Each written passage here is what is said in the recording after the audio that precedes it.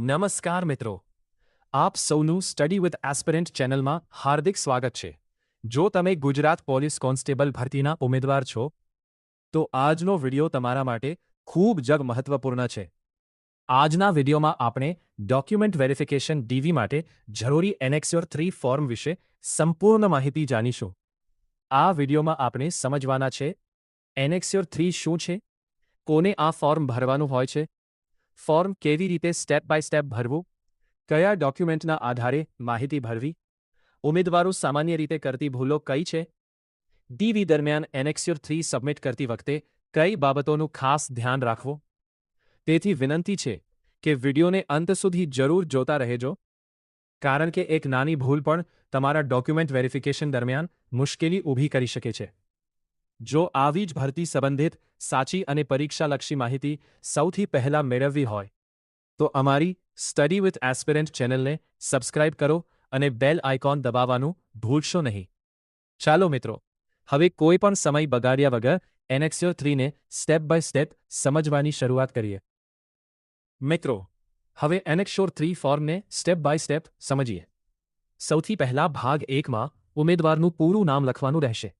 અહીં અટક ઉમેદવારનું નામ અને પિતાનું નામ અરજમાં ભર્યું હોય એ પ્રમાણે જ લખવાનું છે. ત્યારબાદ નીચે માતાનું નામ લખવાનું રહેશે. અહીં પણ આધાર કાર્ડ અથવા અરજમાં જે મુજબ હોય એ જ લખવું. હવે બીજા નંબર પર સરનામું, પૂરું સરનામું લખવાનું છે. અહીં તમારું વર્તમાન સુપર્ણ સરનામું લખવું. ગામ, તાલુકો, જિલ્લો, રાજ્ય અને પિનકોડ લખવાનું ભૂલશો નહીં. તેની નીચે પિનકોડ નંબર અને મોબાઈલ નંબર લખવાનું રહેશે. મોબાઈલ નંબર એ જ આપવો જે ભરતી ફોર્મ ભરતી વખતે આપ્યો હતો. આગળ ફોર્મ નંબર અને દસ્તાવેજ ચકાસણીનો રોલ નંબર લખવાનો રહેશે. આ માહિતી તમને ડીવી માટે મળેલા કોલ લેટર અથવા અધિકૃત યાદીમાં મળશે. એક મહત્વની વાત, આ ફોર્મમાં કોઈ પણ પ્રકારનું કટિંગ, ઓવરરાઇટિંગ અથવા ખોટી માહિતી ન લખશો. જો ભૂલ થાય તો નવું ફોર્મ ભરી લેવું વધુ યોગ્ય રહેશે. ચાલો મિત્રો, હવે આપણે ભાગ 2 કેવી રીતે ભરવો તે પણ સંપૂર્ણ વિગતવાર સમજીએ. જો ફોર્મમાં જન્મ તારીખ, કેટેગરી અથવા અન્ય માહિતી પૂછવામાં આવી હોય તો તે ઓનલાઈન અરજીમાં ભરેલી માહિતી મુજબ જ લખવી. સ્ટેપ 4, જ્યાં ઉમેદવારની સહી કરવાનું કહેવામાં આવ્યું હોય ત્યાં જ સહી કરવી.